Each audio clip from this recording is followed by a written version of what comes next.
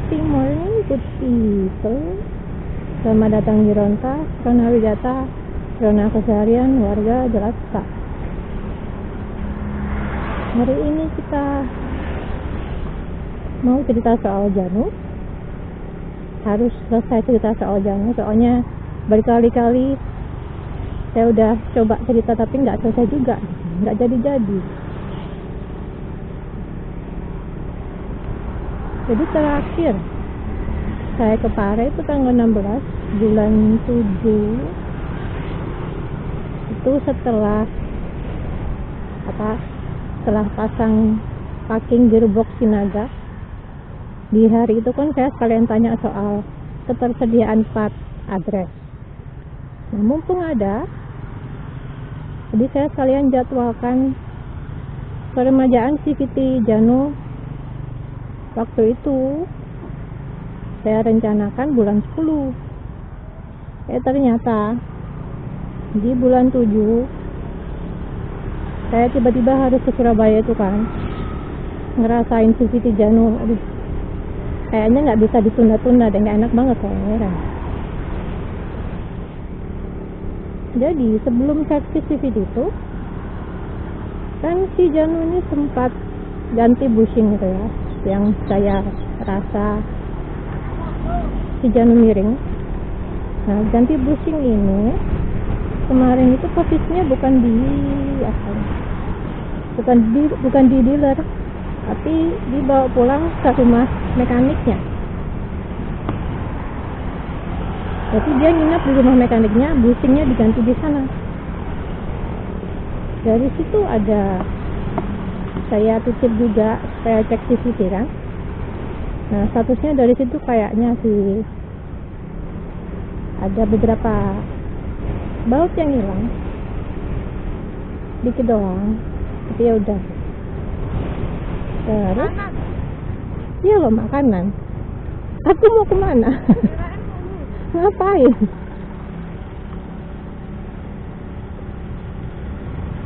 Nah, dari hasil pengecekan CCTV itu,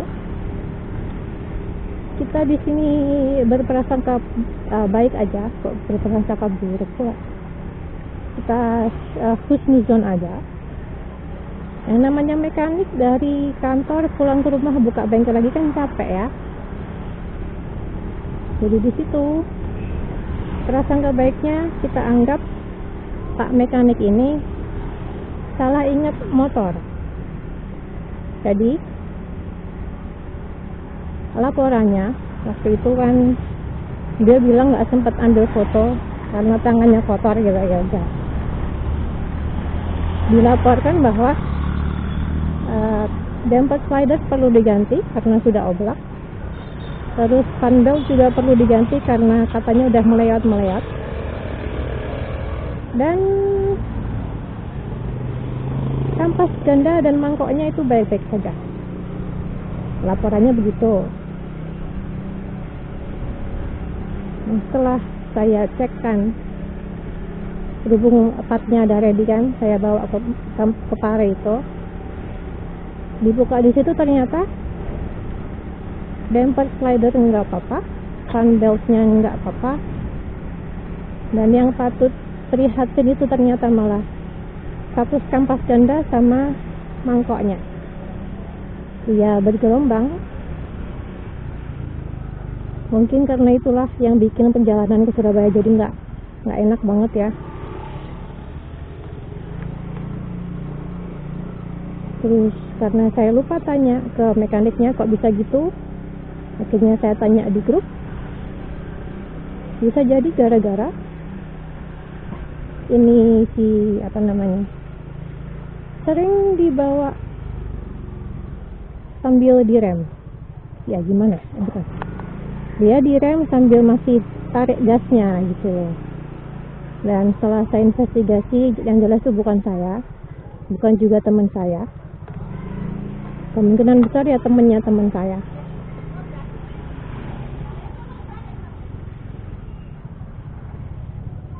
Lumayan soalnya kalau mereka jalan tuh jauh-jauh keluar kota pasti. Jadi ya udah lah ya.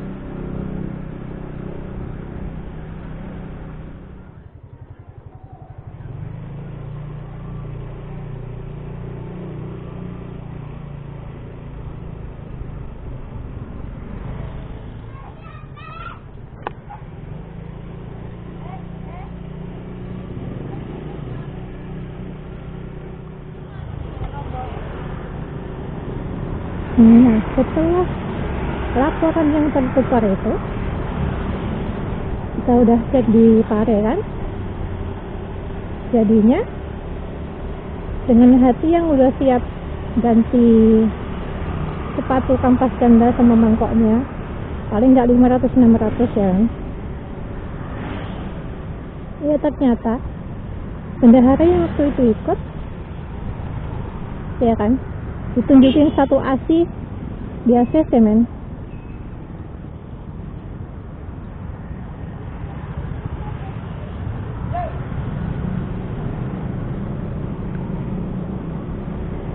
Jadi akhirnya kita ganti assembly men, assembly puli belakang. Terus walaupun belum perlu, nggak tahu kenapa saya ganti juga beltnya, tahu deh tuh. Nah, gara-gara assembly itu owner 45 motor Pare itu sampai kaget. Kayaknya sih beliau kaget, nggak ada loh orang yang mau ganti satu assembly gini. Biasanya paling entah kalau minta diakalin atau cuman part yang diperlukan aja. Ini ASI men, ASI. Jadinya kan habis banyak ya.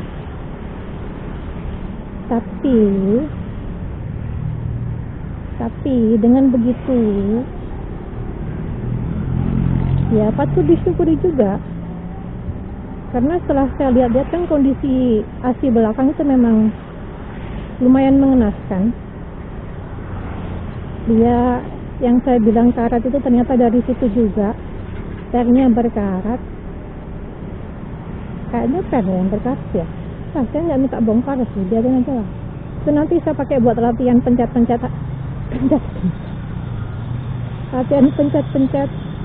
puli belakang. Siapa tahu nanti kalau ganti CVT sendiri ya kan, lumayan berat soalnya buat saya.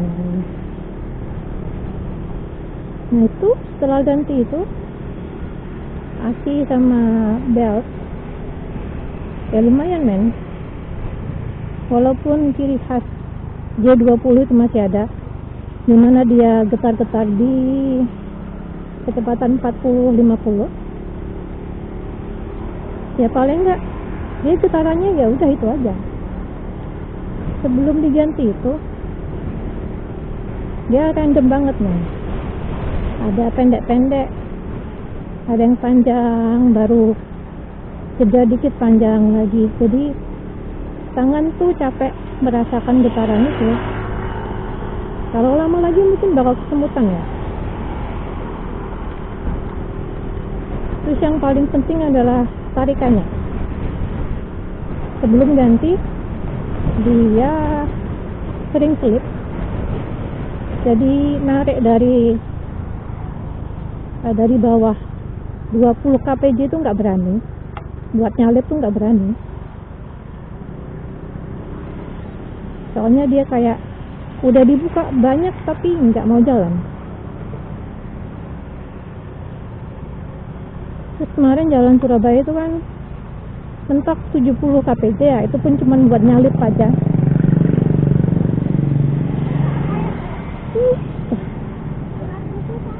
Bukan keramaian.